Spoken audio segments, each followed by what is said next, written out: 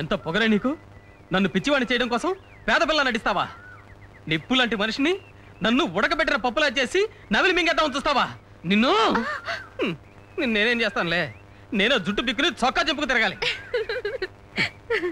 ఓహో, ఇక నేను చొక్కా చెప్పుకు తిరగడం ఒక్కడే తరువా అని చెప్పావు కదా. నేను చెప్పుకోను. నేను చెప్పుకుంటే నువ్వే పందెలో నెగ్గానంటావు. అసలు నీకు నేనేం ద్రోహం చేశాను? నువ్వు ద్రోహం చేసావని ఎవరన్నారు? ఏదో తమాషాకు పందెం వేసుకున్నావు. ఎంతెంత పందెం వేశారు నా శీలం మీద? 1500 పట్టుచీరా? ఓడిన వాళ్ళు గెలిచిన వాళ్ళకి ఐస్ క్రీమ్ కొనివ్వాలని. Ice cream? Ice cream? నా శీలం అంత చీప్ అయిపోయిందా? అయ్యో, ఏడ్చి ఏడ్చి ఏమొచ్చావు కదే తల్లి. అయ్యో, ఒకవేళ రేపు నా కన్న తల్లే కంట తడి పెట్టినా ఎవరితోనో పందెం కట్టుకుని ఏడుస్తుంది అనుకునేలా చేసావే. ఏయ్, ఆ చెప్పులు ఇచ్చేయి, నా డబ్బులు నాకు ఇచ్చేయి, ఆ చీర కూడా ఇప్పించేసా. నేనేమను వేరెవరికైనా ఇద్దామనా? ఎవరో ఒకరికి ఇస్తాను, లేకుంటే నేనే కట్టుకు తిరుగుతాను. నీకెందుకు? బుద్ధి లేకుండా మాట్లాడుకో.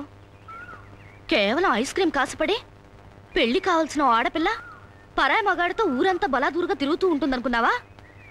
కళ్యాణ్, నేను నిన్ను నిజంగా ప్రేమిస్తున్నాను. ఓహో, నన్ను పూర్తిగా పిచ్చివాణి చేద్దామనా? కావాలంటే అందరి ముందు చెప్పమంటావా?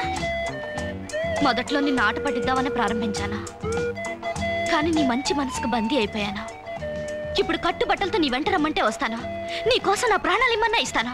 రెండోసారి చెప్పే చూడు, అచ్చి జనాభా తగ్గుతుంది. తమాషా కాదు కళ్యాణ్, నిజంగానే చచ్చిపోతాను. నేను తమాషకని చెప్పట్లేదు. నా మీద నీకున్న ప్రేమ నిజమైతే చచ్చి చూపించు, అప్పుడు నమ్ముతాను. ఇదిగో కళ్యాణ్, నా గురించి నీకు తెలీదు. ఇప్పుడే వెళ్ళి ఆ బావిలో దూకేస్తాను. నీకు నమ్మకం కుదిరిన తర్వాత వచ్చి నా శవం తీసుకెళ్ళు.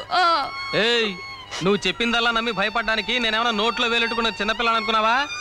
నాకేత రాదని నీకు బాగా తెలుసు. నువ్వు బావిలో దూకే లోపల నేను వచ్చి నిన్ను రక్షిస్తా అనుకుంటున్నావేమో. అదేం కుదరదు.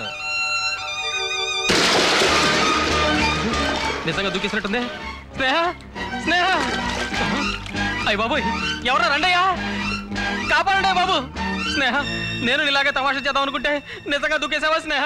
కళ్యాణ్, ఇప్పుడన్నా నన్ను నమ్ముతావా? నమ్ముతున్నా స్నేహ, పూర్తిగా నమ్ముతున్నాను.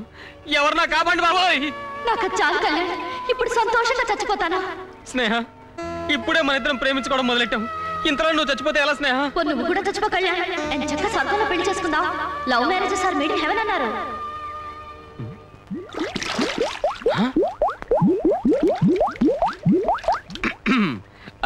వెంటనే చచ్చిపోలేను స్నేహ. మధ్యాహ్నం ఒక ఇంటర్వ్యూ ఉంది, పొద్దున్నే కొత్త రేషన్ కార్డు తెచ్చుకోవాలి, పైగా రేపే లాస్ట్ డేట్ కూడాను. రేపు సాయంత్రం 6 గంటలకు వచ్చి చచ్చిపోతాను. స్నేహ, మేనేజర్ రాలేదా? ఇంకా రాలేదమ్మా. అదేమిటి రెండో రోజే రాకపోవడం ద్వితీయ విఘ్నం? బ్యాంకులో డబ్బు కట్టడానికి కూడా టైం అయిపోయింది. అంతేనమ్మా, నువ్వు అందరినీ ఊరికే నమ్మేస్తావు. అతను మొహం చూస్తే దొంగ మెడల్లా ఉన్నాడు. నా మొహాన్ని మరి మార్చలేరమ్మా. మా అమ్మ నన్ను ఈ రూపంలో కన్నది. నమస్కారం పెద్ద మేడం గారు. ఏమిటి ఇంత లేటుగా వచ్చావు భాస్కర్? ఇదిగో ఈ డబ్బు తీసుకెళ్లి బ్యాంకులో కట్టే. ఎంతమ్మా? 50,000. 50,000? అయితే నన్ను పూర్తిగా నమ్ముతున్నారన్నమాట. భలే వాడివే, కొంతమంది మొహం చూస్తేనే చెప్పేయచ్చు మంచివాడా మోసగాడా అని.